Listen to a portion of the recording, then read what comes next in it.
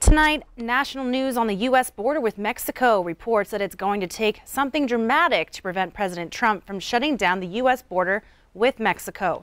That's what the president's acting chief of staff, Mick Mulvaney, said today. But critics charge the controversial move could escalate a humanitarian crisis at the border, while disrupting billions of dollars in trade. Mulalangi is in West Palm Beach, Florida. We're closing the border. They'll close it, and we'll keep it closed for a long time. I'm not playing games. The White House doubled down on President Trump's threat to shut down the southern border. It certainly isn't a bluff. You can take the president seriously. With migrant holding facilities beyond capacity, the Department of Homeland Security says they're experiencing a system-wide meltdown. DHS Secretary Kirstjen Nielsen describes the number of undocumented immigrants in their custody as unmanageable, with roughly 6,600 families, including 4,700 children, currently being held. We have never seen a surge like this. 100,000 people will cross the border this month alone.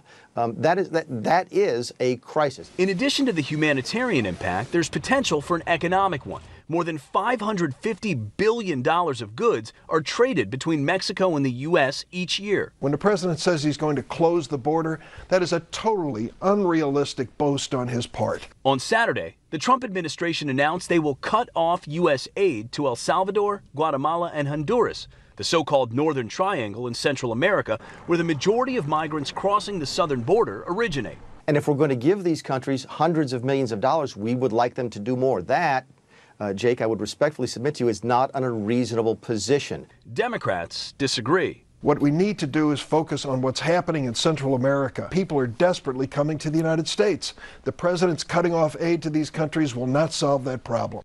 President Trump threatened to shut down the border as soon as this week, but he's given no further details.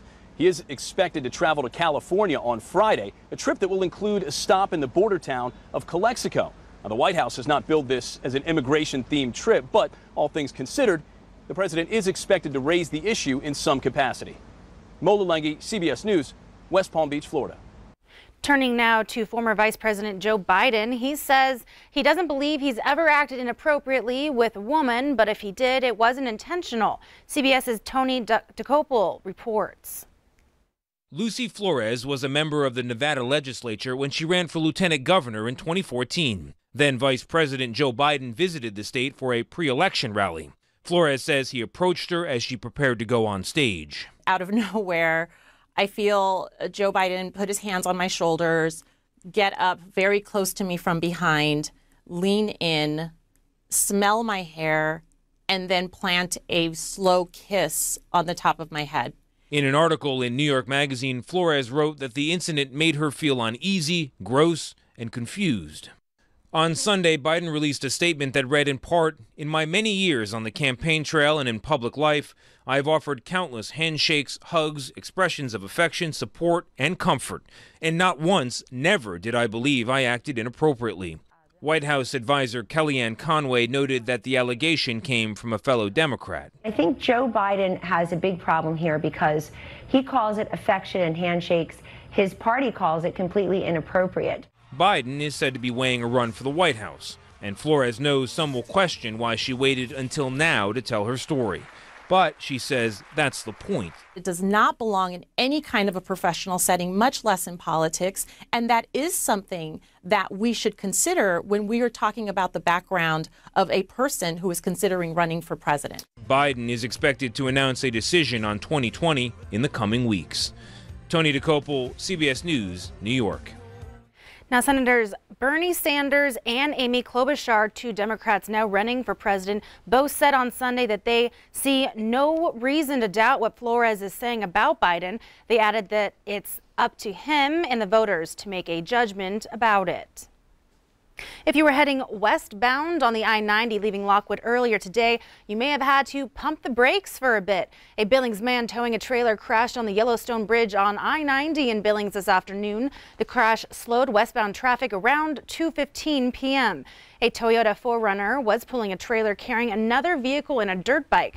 Trooper Barry Mitchell with Montana Highway Patrol said the weight in the trailer shifted as the vehicle travel moved onto the bridge. This caused the trailer to fishtail. The driver then lost control and jackknifed into the side of the bridge.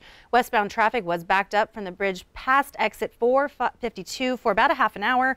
Crews worked to clear the accident and westbound traffic was moving again around 3 p.m. No one was injured in that crash. Firefighters quickly put out a grass fire just west of Billings this afternoon. It happened near Homestead Park Drive, south of Grand Avenue. A controlled burn went out of control before 2 p.m. this afternoon. Firefighters from Billings and Molt responded. Billings Battalion Chief Ed Regal said the fire came close to 3 buildings, which were not burned. Molt Chief Dwayne Bierke says the person did not have a burn permit. He says it's important to get permits if the fire is not contained in a barrel.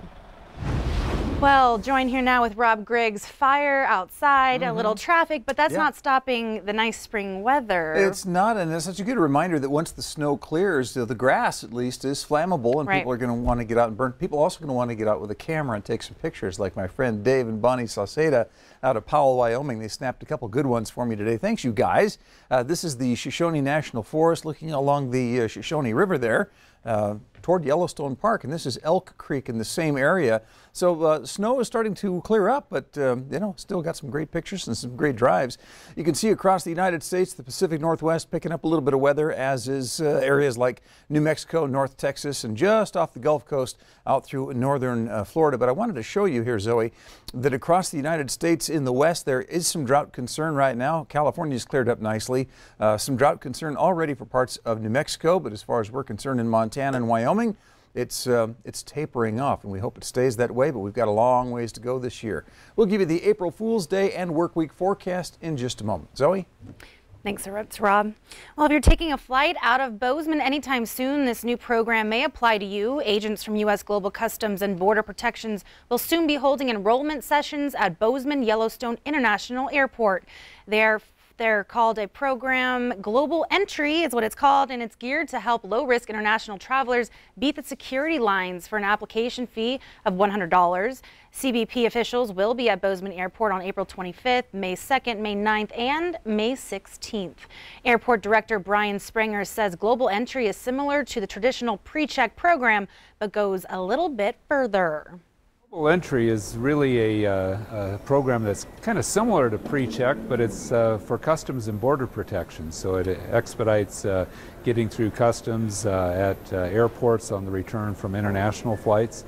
But in addition, you get the same benefits as pre-check. Traveling to playing cards dealers and a lot of fun today. A weekend of Texas Hold'em ended with a 5-figure prize for the winner in Billings. The Spring Poker Showdown started on Friday with more than 150 players who came to third leg of the Big Sky Big 5 Mega Stack Series. The No Limit tournament gave players chances to advance on Friday and Saturday. Players had a $110 buy-in to play for a top 20 spot. Those players advanced to a $400 buy-in to play for the $15,000 prize. The tournament draws players with various levels of experience and skill.